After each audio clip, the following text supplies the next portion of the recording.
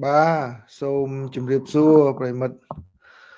Sôm xóa cung tí mà Chô mô rong chầm Jessica chô môn kế Bộ khăn Và chùm riệp xua Sầm náng Và Và Lô bong bà sát chùm riệp xua bong và Lô kỳ lâm ba chùm riệp xua Texas khốn Và lô khốn chùm riệp xua Phá lá chùm riệp xua Và Sa rết Ba bong sa rết bà Linh lại lên lén mà chúng số sầm bát pun pòi bẹt mà chân xây lá bun chêm sờ rết sro rết sờ rết và chúng số on zone phone bun chiên xong chun lý TK mobile chúng số môi xuân con thi ai chúng số on rồi và Alisa Chan mà yếu chúng số bị Florida Col Sida hâm cầm dឿn mà chúng số វិមានបាទជំរាបសួរមហាសាលលោកពូបាទឈឺលតាហើយនៅអូកាន់តែឈឺឈឺលើដើមពួកសៀមនោះក៏និយាយមុខទៅក្រោយអញ្ចឹងយ៉ាប់មែនតើជំរាបសួរហាលីនសម្បត្តិសិតបាទជំរាបសួរដូចមើលដូចបងខ្ញុំហ្នឹងមុខទៅនឿនបាទជំរាបសួរក្មួយមុំសៃហាជំរាបសួរបងខាស្ដាប់ជួយអូចឹងហ៎សៃហាអូខេសារឈ្មោះសៃហាចូលដែរចឹងជាអត់មិនចាប់អារម្មណ៍ថាបាត់បាទឈ្មោះជាន់គ្នាច្រើនពេកគីម៉ូបាទជំរាបសួរពីបាត់ដំបងប៊ុនវែងថ្ងៃដូចបាត់ច្រើនថ្ងៃធុសុកលេងវិចិត្រអ៊ុនមករាខៃជំរាបសួរគឹមឆេងអរគុណបាទសយធីស៊ីថាចនករណាពេជ្រជំរាបសួរបូរៀនលោកហៃឡុងរួនកុសលស្រីលៀងជំរាបសួរក្មួយច័ន្ទលោកចន្ទថាបាទអូបងសេរីបាត់ពី3ថ្ងៃណាជំរាបសួរបងករណាពេជ្រកំលេងបាទអូនេះឈ្មោះឡូយណាប៊ុនហៀងជំរាបសួរលោកសារ៉ាត់វឿងជឿងឡៃគឹមខួនបាទជំរាបសួរJames Bond 07រតមនីសេជាតិផាន់ភីរីលោកពូលោកជំរាបសួរលោកពូថ្ងៃនឹងមើលតនពូឡាយក្មួយសុំសួរក្រៅព័ត៌មានពុកខ្ញុំក៏60ឆ្នាំឃើញគាត់ចាប់អារម្មណ៍ការអានខ្ញុំចង់ទិញសៀវភៅជូនគាត់តែមិនថាគួរទិញសៀវភៅបែបណាតែពូអាចណែនាំប្រភេទណាខ្លះបានទេគាត់ចូលចិត្តអានទូទៅឬក៏ចូលចិត្តអានសៀវភៅនយោបាយឬក៏ខ្ញុំសៀវភៅស្រុកខ្មែរខ្ញុំមិនសូវដឹងសោះបាទសៀវភៅបើថានេះទេសៀវភៅអប់រំចិត្តឬក៏អត់នេះសំខាន់ដឹងគាត់ចូលចិត្តអីនយោបាយឬក៏របៀបដូចជាមនុស្សអប់រំគេឬក៏គាត់ត្រូវការរបៀប motivation សៀវភៅមានច្រើនណាសៀវភៅ motivation សៀវភៅយុទ្ធសាស្ត្រសៀវភៅអីហ្នឹងបាទខ្ញុំចូលចិត្តដែរសៀវភៅដែល motivation ដែលនិយាយមកលើកទឹកចិត្តយើងឯហ្នឹងហើយនឹងសៀវភៅដែលតកតូននឹងការគ្រប់គ្រងហើយនឹងធ្វើតកតូននឹងយុទ្ធសាស្ត្រហ្នឹងជាពិសេសចូលចិត្តមើលសភៅហើយនឹងគាត់ឯកសារខ្ញុំជួយចិត្តឯកសារវាតកតងរឿងចារកម្មរឿងអីចេះមើលលេងសប្បាយល្អស្អាតណាប៊ុនធនបាទជាសាវីបា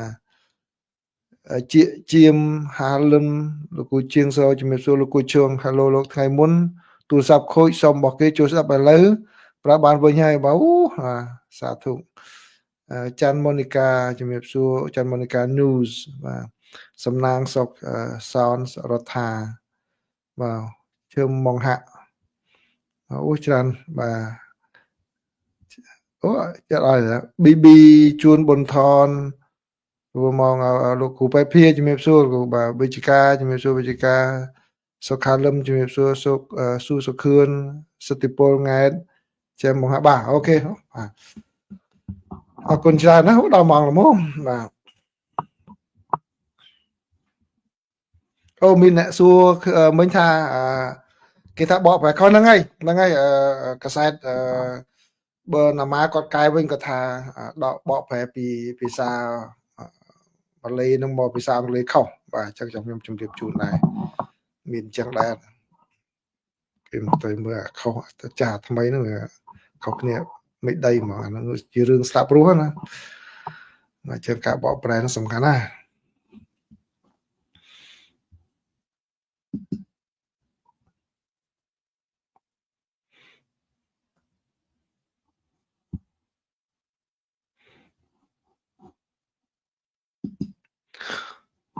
បាទសូមជម្រាបសួរប្រិយមិត្តទាំងអស់គ្នាបាទនៅពេលនេះគឺម៉ោង 9:30 នាទីព្រឹកថ្ងៃសុក្រទី14ខែវិច្ឆិកាឆ្នាំ2025មកនៅក្នុងតំបន់រដ្ឋធានី Washington នៅក្នុងប្រទេសកម្ពុជាគឺយប់ថ្ងៃសុក្រទី14គឺវេលាម៉ោង 9:30 នាទីយប់បើចឹងនៅក្នុងកម្មវិធីបច្ចុប្បន្នភាពអន្តរជាតិនេះខ្ញុំសម្រាប់យកព័ត៌មានសំខាន់ចំនួន5មកចែករំលែកជាមួយនឹងប្រិយមិត្តទាំងអស់គ្នាបាទព័ត៌មានទី1នេះគឺជាប្រតិកម្មពីខាងមេដឹកនាំកម្ពុជាជាផ្លូវការគឺលោកហ៊ុនម៉ាណែតបញ្ជាក់ថាកម្ពុជានៅតែបន្ត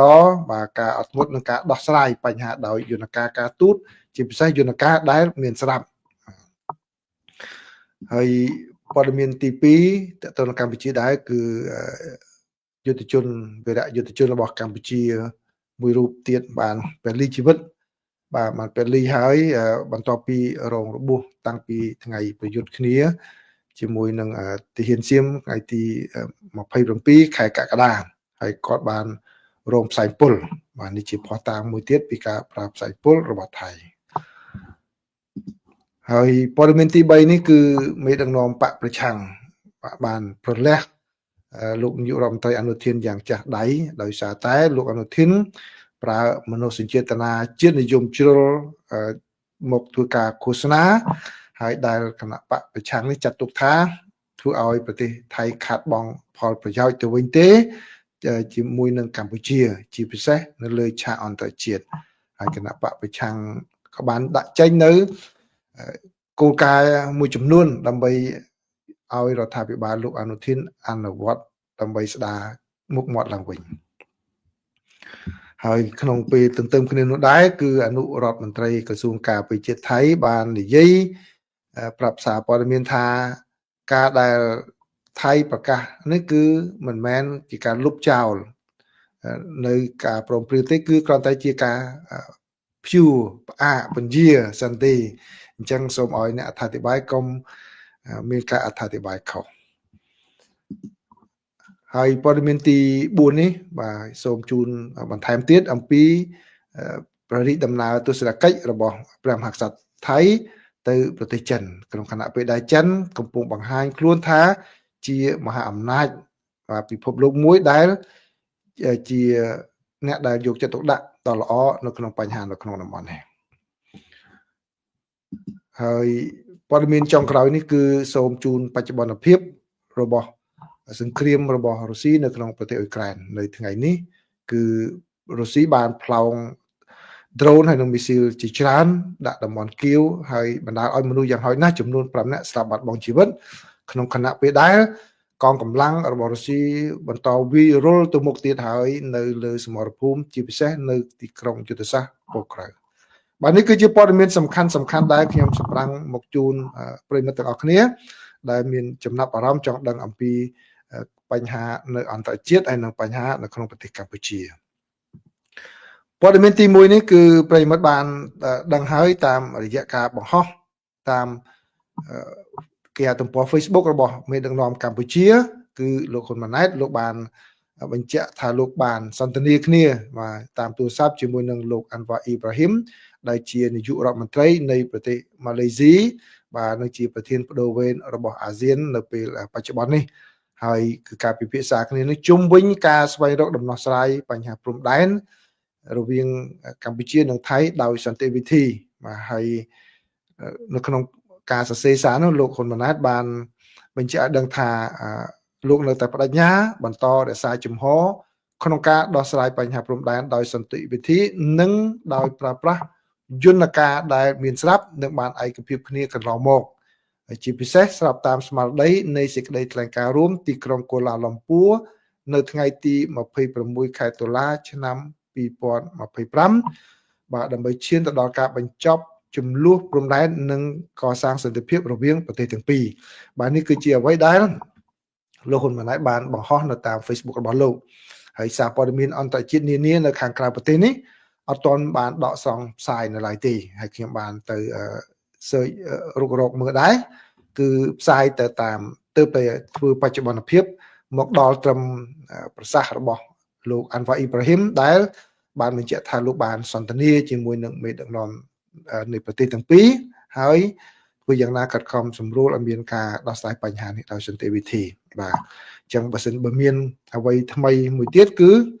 បាទគឺខ្ញុំនឹងយកមកជំរាបជូនប៉ុន្តែមានសារព័ត៌មានមួយបើសិនជាប្រិមិត្តអាចចូលទៅអានបានខ្ញុំអត់ទិញខ្ញុំអត់អានបានខ្ញុំមិនទិញគឺកាសែតជប៉ុនមួយគាត់បានសរសេរថាហេតុអ្វីបានជាសហរដ្ឋអាមេរិកចាប់ដៃធ្វើការងារជាមួយនឹងលោកហ៊ុនម៉ាណែតអត្ថបទនោះតាមសរសេរមើលទៅលក្ខណៈល្អណាស់បាទឬក៏យ៉ាងម៉េចមិនល្អយ៉ាងម៉េចគឺបានសំដៅទៅលើហេតុអ្វីបានជាអាមេរិកសម្រេចធ្វើដូច្នេះបាទរបស់ Nikkei Shimbun បើប្រិមត្តណានៅ online នៅស្រុកខ្មែរអត់មាន restriction ចូលមើល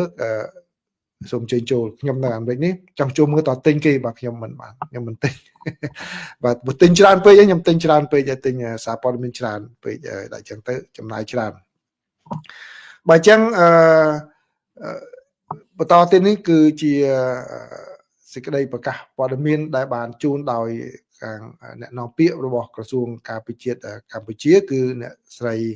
ឧត្តមសេរីឯកម៉ាលីសុជាតាបាទគាត់បានបង្ហាញអំពីការសម្របសម្រួលឲ្យក្រុមការងារសង្កេតការអាស៊ានមកបានទៅមើលនៅតាមមន្ទីរពេទ្យដែលពិនិត្យមើលជនស៊ីវិលកម្ពុជាដែលរងរបួសហើយក៏ទៅមើលកន្លែងធ្វើ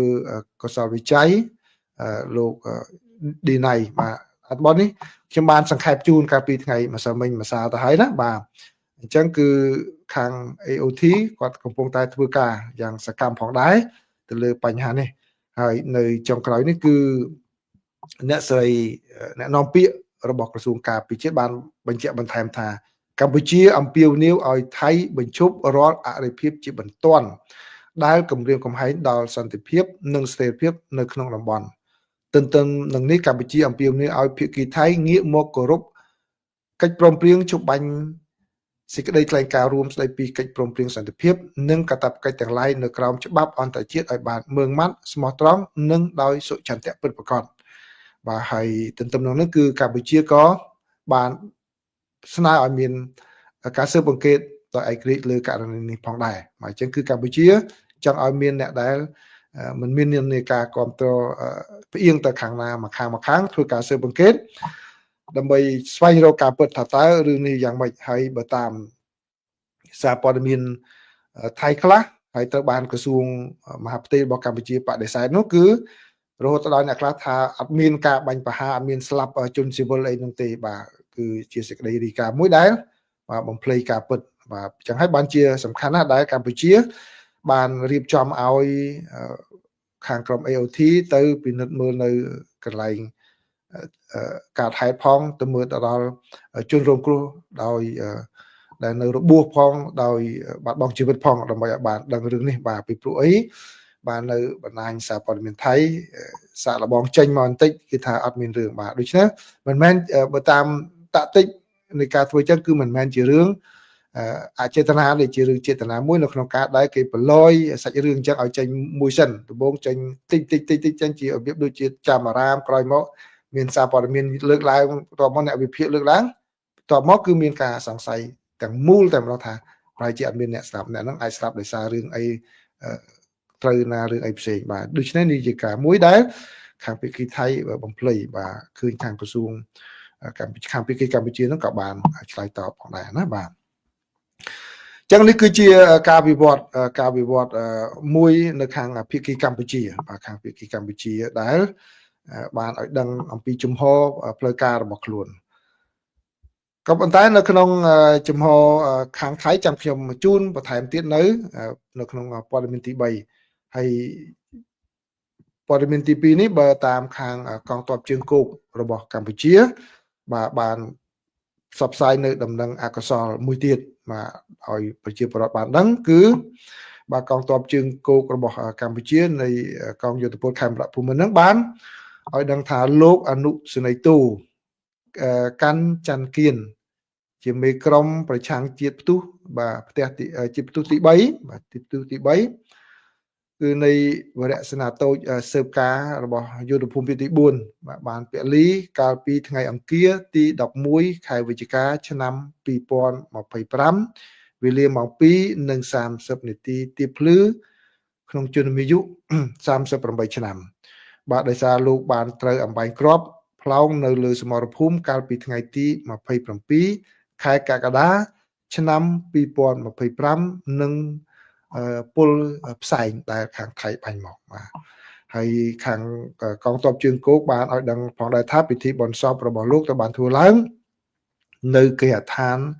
នៅក្នុងភូមិគោកតេច័ន្ទសង្កាត់គោកចកស្រុកសៀមរាបខេត្តសៀមរាបបាទអញ្ចឹងបានន័យថាបាទកូនចៅអ្នកសៀមរាបអញ្ចឹងប្រិមិត្តណាដែលមានសមាជិកគួរតែពិនិត្យលើបញ្ហានេះដើម្បីចូលរួមផងដែរបាទអញ្ចឹងបានថាមកដល់កន្លែងនេះដូចខ្ញុំបានបញ្ជាក់ចឹងខ្ញុំមិនដែលធ្វើទាហាននេះក៏ប៉ុន្តែខ្ញុំបានសិក្សាអំពីក្បួននៃអាវុធខ្លះពេលដែលខ្ញុំទៅយក license ហ្នឹងបាទបានចំហើយនឹងការដឹកនាំខ្ញុំអានខ្លះហ្នឹងបានខ្ញុំនិយាយប្រាប់អ្នកដែលខ្ញុំបណ្ដោះឲ្យបន្តពីការងារខ្ញុំហ្នឹងខ្ញុំនិយាយលេងចេះខ្ញុំថាការដឹកនាំទោះបីយើងស៊ីវិលក៏ដោយ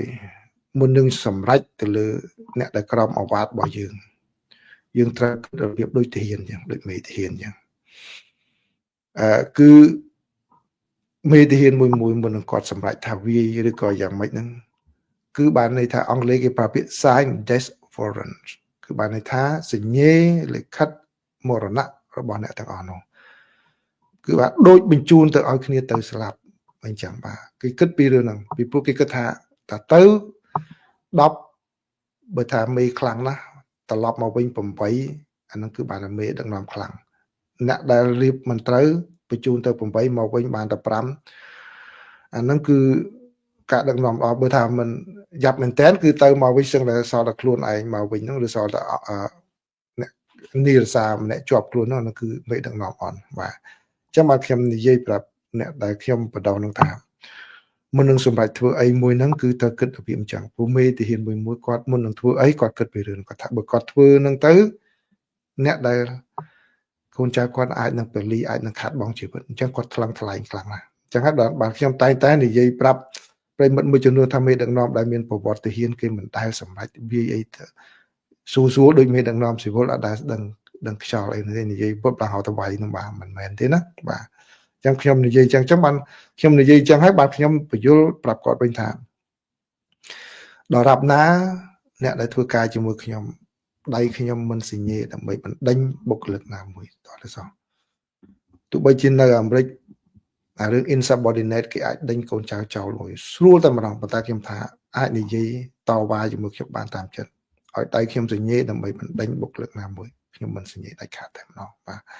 អញ្ចឹងគឺហ្នឹងបាទអញ្ចឹងការដឹកនាំវាអញ្ចឹងឃើញទេបាទឥឡូវនេះគឺអ្នកដែលឲ្យវាយទៅហ្នឹងគឺបាទយើងបាននិយាយប៉ុន្តែអ្នកដែលឈឺចាប់នោះគឺក្រុមគ្រួសារហើយជាពិសេសមេបញ្ជាការមិនដឹងជាគាត់ស្រឡាញ់កូនចៅគាត់មិនធ្វើការល្អយ៉ាងម៉េចជាមួយនឹងមេហ្នឹងបាទនៅខាងផ្នែកស៊ើបការខាងជាតិផ្ទុះផងហើយពេលដែលគាត់បាត់បង់ជីវិតចឹងតើមេគាត់នឹងគាត់ឈឺចិត្តប៉ុណ្ណាហ្នឹងជារឿងមួយសំខាន់ណាស់តែប្រិមិត្តមួយចំនួននិយាយដល់ពីរឿងការប្រយុទ្ធគ្នាអីហ្នឹងគឺត្រូវគិតអំពីបញ្ហាហ្នឹងបាទអ្នកកុំឲ្យដូចខ្ញុំបាននិយាយទៀតប្រាប់ក្នុងពេលកន្លងមកគឺការមាក់ងាយខាងជីវិតរបស់យោធាហ្នឹងកុំឲ្យសោះតែម្ដងកុំឲ្យសោះរឿងហ្នឹងកុំលូកលាន់ប៉ះមាក់ងាយនឹងអត់បានទេកុំឲ្យសោះបាទពេលដែលយើងឃើញគឺរឿងនេះចាប់តាំងពីប្រយុទ្ធគ្នាតាំងពីខែកក្កដាឥឡូវនេះគាត់ទៅតែពលីប៉ុន្តែអ្នកដែលយើងមានអារម្មណ៍ស្រឡាញ់គោរពអ្នកទាំងអស់នោះយើងនៅតែមានអារម្មណ៍ប៉ះពាល់ផ្លូវចិត្តអញ្ចឹងបាទមិនមែនទៅជារឿងលេងសើចទេណាបាទនេះជាព័ត៌មានទី2អញ្ចឹងចូលដល់ព័ត៌មានទី3បាទចូលដល់ព័ត៌មានទី3គឺ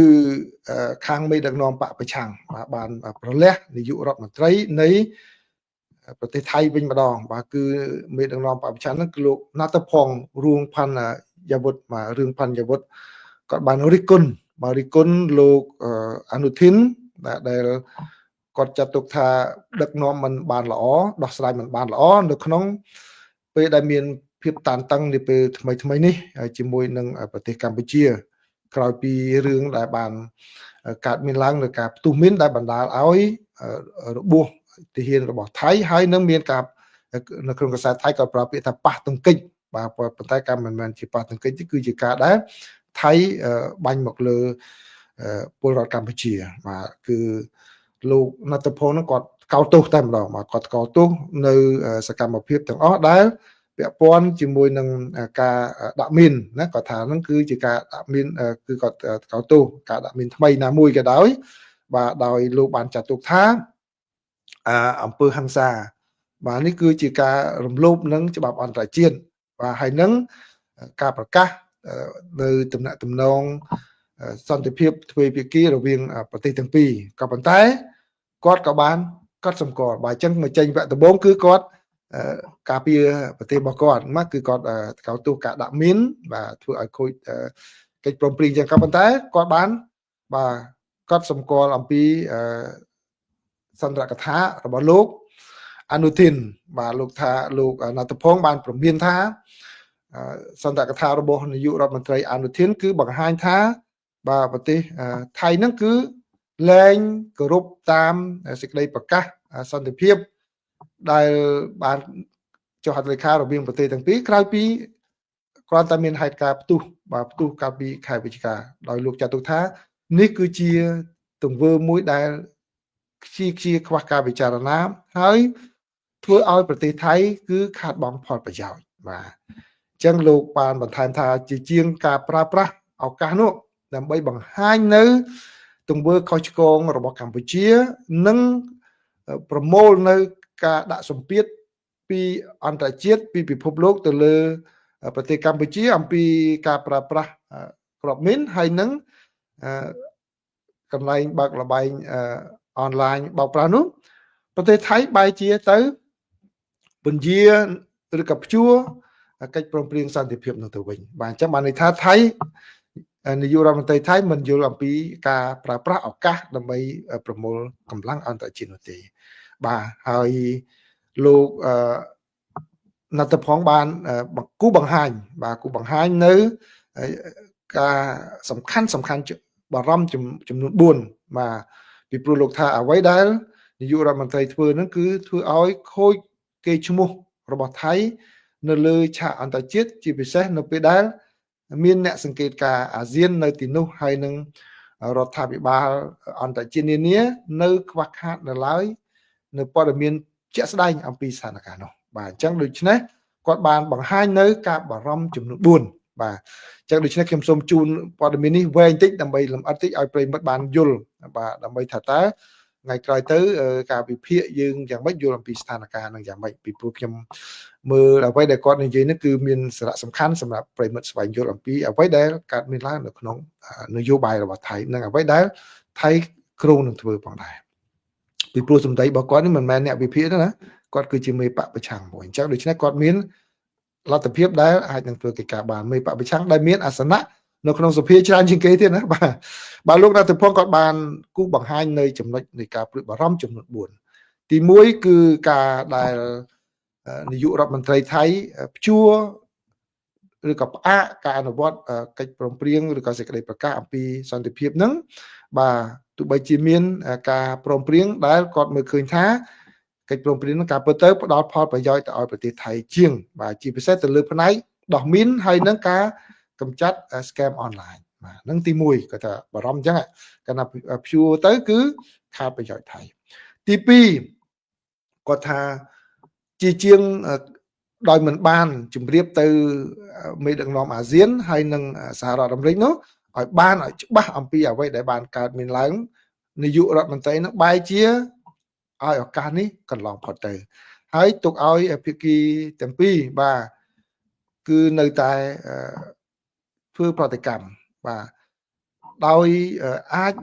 នឹងធ្វើយ៉ាងណាអាចនិយាយតាមអ្វីដែលខ្លួនបានចង់បានបាទគឺគួរតែយកឱកាសនេះ ធ្វើយ៉ាងណាកុំឲ្យមានការរំលោភទៅលើសេចក្តីប្រកាសហ្នឹងទៅវិញបាទគាត់ថាអញ្ចឹងគឺបាត់បង់ឱកាសហ្នឹងហើយគួរតែយកឱកាសហ្នឹងបញ្ជាក់ឲ្យច្បាស់ទៅឲ្យម៉ាឡេស៊ីទៅឲ្យសហរដ្ឋអាមេរិកថានេះជាការរំលោភគួរតែកុំឲ្យមានការរំលោភអញ្ចឹងទៀតបាទចំណុចទី3គឺគាត់ថាកម្ពុជាបានប្រើប្រាស់នៅប្រតិកម្មរបស់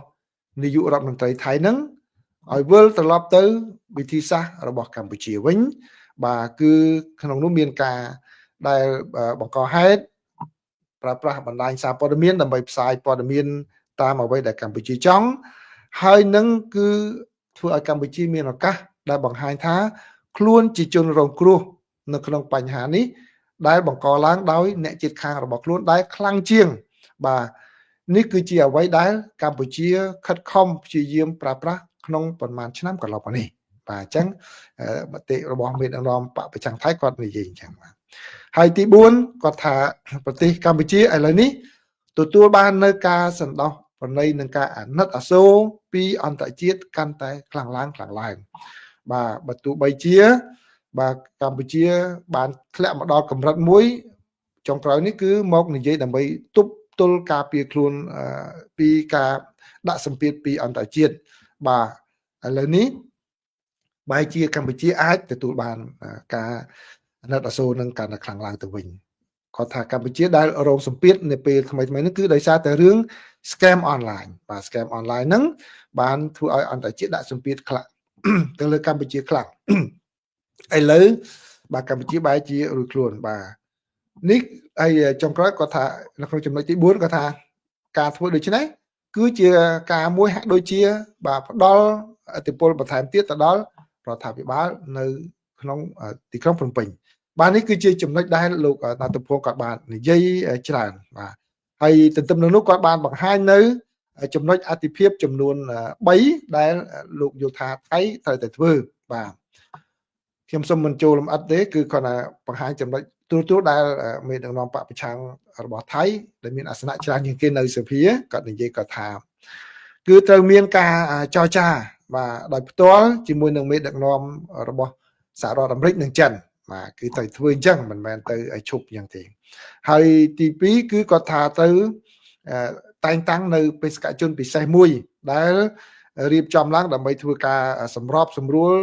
ជាមួយនឹងសហគមន៍អន្តរជាតិនៅក្នុងការចែកព័ត៌មានចារកម្មតាក់ទងជាមួយនឹងប្រតិបត្តិការប្រឆាំងនឹងគ្រឿងញៀនបាទសំទោសប្រឆាំងនឹងការឆបោកអនឡាញហើយលោកក៏ទទូចឲ្យប្រទេសថៃចូលរួមនៅក្នុងគេហៅថាមជ្ឈមណ្ឌលសម្របសម្រួលប្រឆាំងនឹងអំពើពុករលួយអន្តរជាតិដើម្បីឲ្យអ្នកជំនាញអន្តរជាតិហ្នឹងគេអាចជួយថៃដើម្បីស៊ើបអង្កេតអំពើពុករលួយនៅក្នុងប្រទេសថៃបាទមិនមែននៅក្នុងប្រទេសកម្ពុជាក្នុងប្រទេសថៃគាត់ប្រើក្នុងប្រទេសថៃបាទហើយគឺចំណុចទី3នេះគាត់ថាគឺបង្កកទ្រព្យសម្បត្តិហើយនឹងការតាមដានការទូទាត់លុយកាក់ជាបន្ទាន់នៅក្នុងប្រទេសថៃបាទក្នុងចំណុចទី3ហ្នឹងគឺគាត់បានដាក់ទម្ងន់ខ្លាំងទៅលើប្រទេសថៃដែលគួរតែចាត់វិធានការយ៉ាងណាដើម្បីបង្ក្រាបអំពើពុករលួយអំពើឆោបោកហើយនឹងការ scam អីហ្នឹងនៅក្នុងប្រទេសថៃខ្លួនឯងនឹងផងបាទមិនមែនចាប់តែអ្នកតូចតាចបាទអ្នកតូចតាចមន្ត្រីតូចតាចដែលពាក់ព័ន្ធនឹងអំពើពុករលួយហើយយកមុខយកមាត់ថាខ្លួនធ្វើល្អនោះទេបាទគឺគាត់យកឱកាសហ្នឹងគាត់វិប្រហាប្រទេសក្នុងវិញគាត់ថានៅក្នុងប្រទេសថៃហ្នឹងគឺមានអំពើ scam នឹងខ្លួនឯងអំពើពុករលួយនឹងខ្លួនឯងមិនចាត់ចែងទេបែរជាទៅតែនិយាយពីរឿងនៅខាងក្រៅប្រទេសហើយបើចាត់ចែងដែរគឺចាត់ចែងតែរឿងតូចតាចយកមុខយកមាត់តែប៉ុណ្ណោះបាទនៅចុងក្រោយលោកណាតភងគាត់បាននិយាយថាប្រទេសថៃត្រូវការនាយករដ្ឋមន្ត្រីមួយដែលដឹកនាំប្រកបដោយភាពចាស់ទុំបាទគឺឆ្លើយ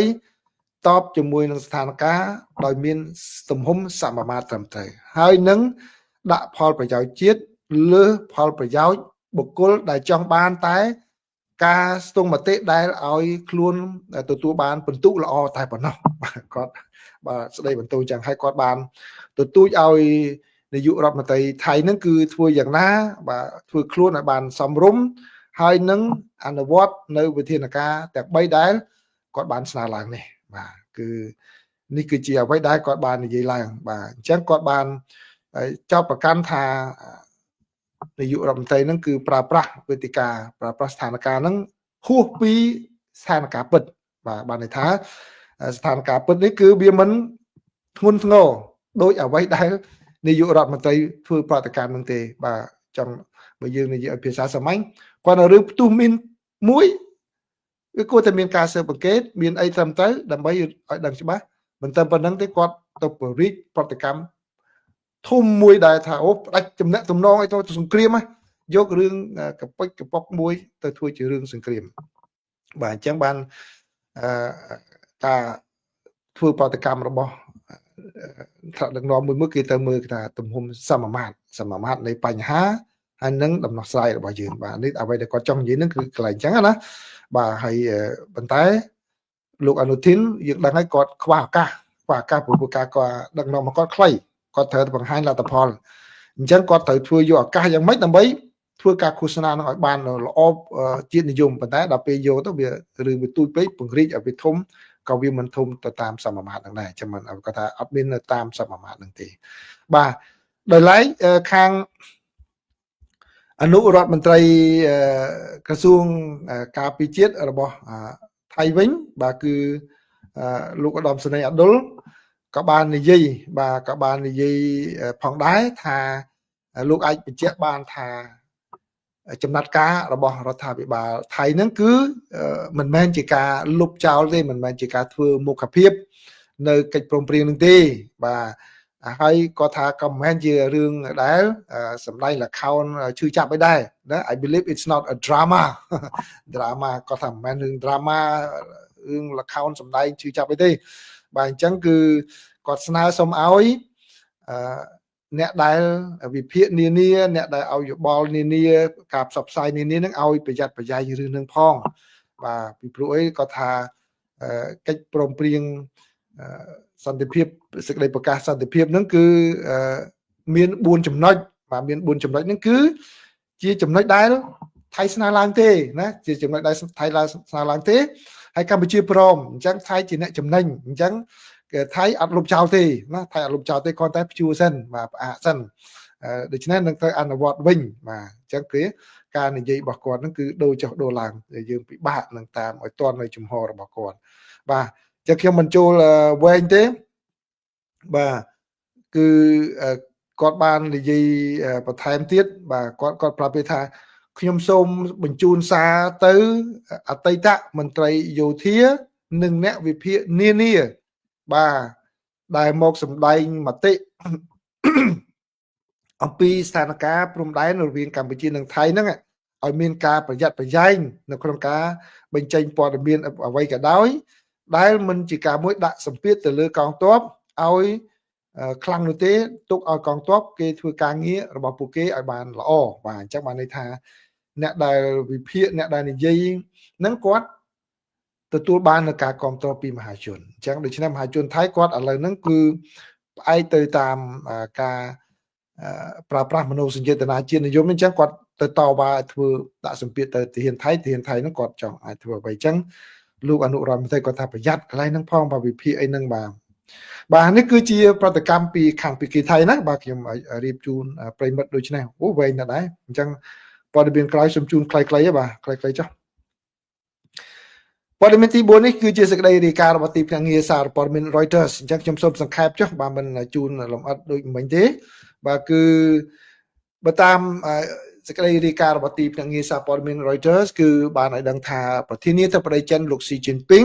បាននៅថ្ងៃសុក្រនេះគឺបានក្រាលព្រំក្រហមដើម្បីទទួលព្រះមហាក្សត្រថៃជាលើកដំបូងដែលបានយាងទៅបំពេញទស្សនកិច្ចជាផ្លូវការនៅក្នុងប្រទេសចិនដើម្បីបង្ហាញអំពីការបង្កើតចំណងមិត្តភាពរយៈពេល50ឆ្នាំហើយដោយក្នុងឱកាសនោះលោកប្រធានាធិបតីចិនស៊ីជីនពីងយកឱកាសហ្នឹងដើម្បីពិពណ៌នាថាប្រទេសរបស់លោកហ្នឹងគឺជាអ្នកជិតខាងមួយដែលល្អហើយមានតួនាទីជាដៃគូពាណិជ្ជកម្មដ៏គួរឲ្យទុកចិត្តបានទៀតបាទដូច្នេះការយាងមកដល់របស់ព្រះមហាក្សត្រមហាវិជ្ជរាលង្កននិងព្រះមហាក្សត្រីសុធីតាបាទនៅក្នុងឱកាសនេះបាទគឺជាការមួយដែល បង្ហាញអំពីការរស់នៅជាអ្នកជិតខាងល្អជាមួយនឹងគ្នាហើយជាសញ្ញាមួយដែលបង្ហាញថាប្រទេសចិនគឺជាដៃគូដ៏គួរឲ្យទុកចិត្តបានមួយហើយនេះគឺជាការមួយដែលបង្ហាញនៅការខុសគ្នាស្រឡះផ្ទុយគ្នាស្រឡះទៅនឹងសហរដ្ឋអាមេរិកដែលឥឡូវនេះគឺកំពុងតែធ្វើឲ្យមានភាពមិនងាយស្រួលខាងផ្នែកសេដ្ឋកិច្ចទេដែលបង្កឡើងដោយលោកប្រធានាធិបតីសហរដ្ឋអាមេរិកលោក Donald Trump ហើយនឹងពុនកយរបស់លោកនោះបាទអញ្ចឹងដូច្នេះគឺជាការមួយដែលលោកស៊ីបាទចង់បង្ហាញឲ្យបានជំរាបបានទូថ្វាយទៅដល់ព្រះមហាក្សត្រមហាវិជ្ជលង្កននៅក្នុងកិច្ចប្រជុំនោះជាមួយនឹងព្រះមហាក្សត្រថាប្រទេសថៃសំទុកប្រទេសចិនគឺត្រៀមខ្លួនជាស្រេចនៅក្នុងការពង្រឹងនៅការសម្របសម្រួលជាយុទ្ធសាស្ត្រហើយនឹងកិច្ចសហប្រតិបត្តិការបន្ថែមទៀតទៅលើគម្រោងធំនានាដែលមាន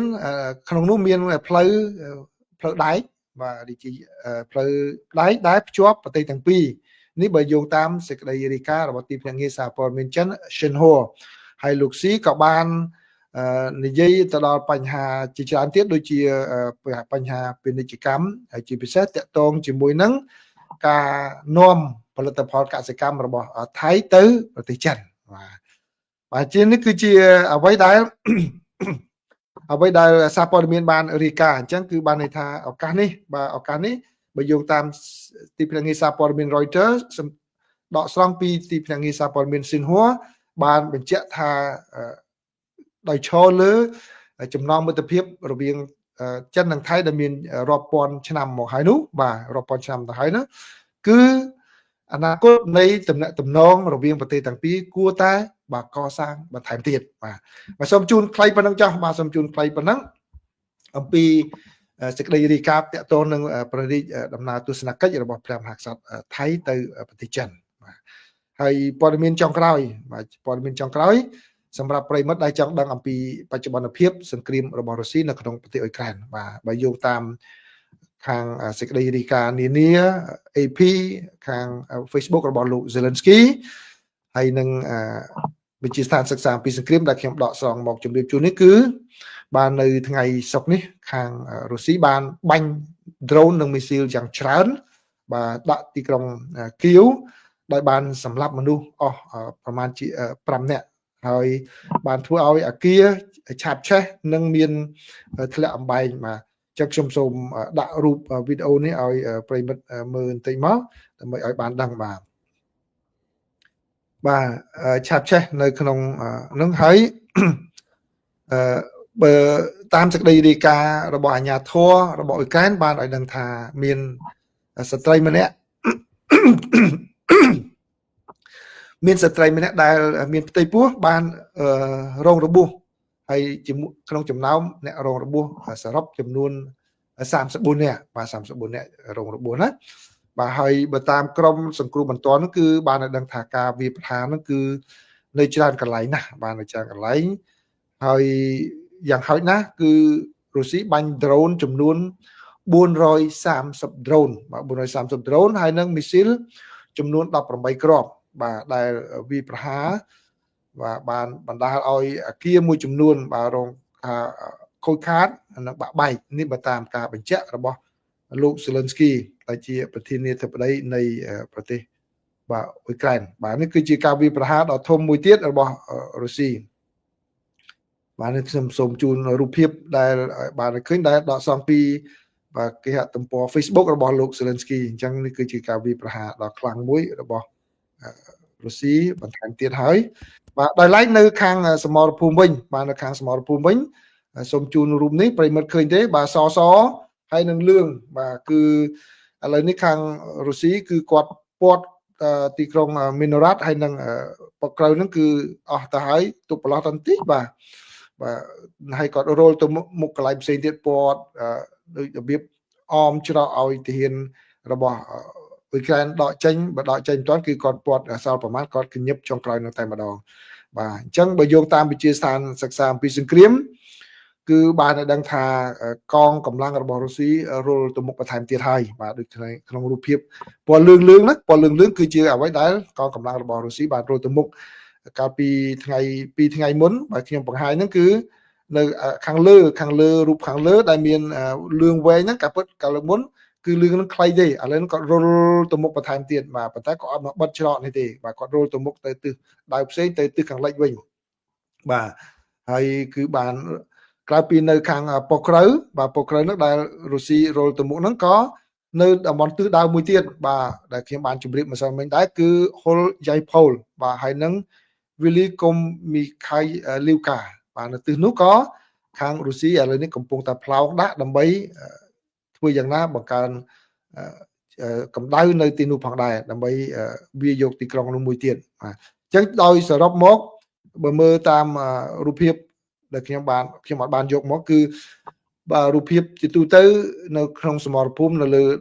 ដីគោកគឺរុស្ស៊ីវាយទៅមុខបាទនៅគ្រប់សមរភូមិទាំងអស់ប៉ុន្តែមានកន្លែងខ្លះទៀតខាងអ៊ុយក្រែនបានវិបកទៅវិញបានខ្លះៗដែរបាទ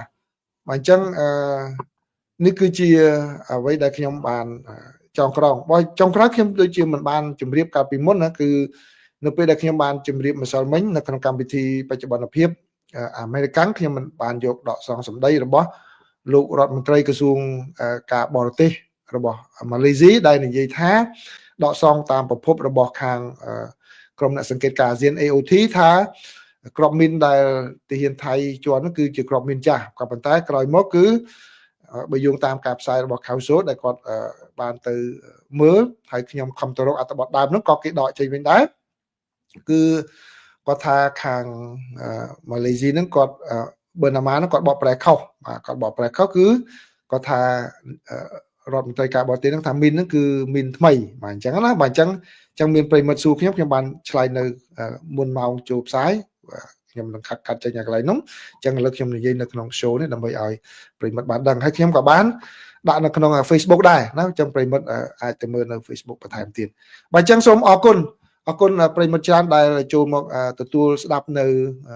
ការចែករំលែកព័ត៌មាននិងធ្វើបច្ចុប្បន្នភាពជូនប្រិមិត្តទាំងអស់គ្នាពាក់ព័ន្ធជាមួយនឹងបញ្ហានៅជាមួយពិភពលោកដែលក្រៅពីសហរដ្ឋអាមេរិកអញ្ចឹងនៅក្នុងកម្មវិធីល្ងាចនេះមកនៅសហរដ្ឋអាមេរិកដែលទៅជាព្រឹកថ្ងៃស្អែកមកនៅក្នុងប្រទេសកម្ពុជាខ្ញុំនឹងជម្រាបជូនអំពីការវិវត្តនយោបាយនិងសង្គមនៅក្នុងសហរដ្ឋអាមេរិកតែម្ដងបាទសូមអរគុណសូមជម្រាបលា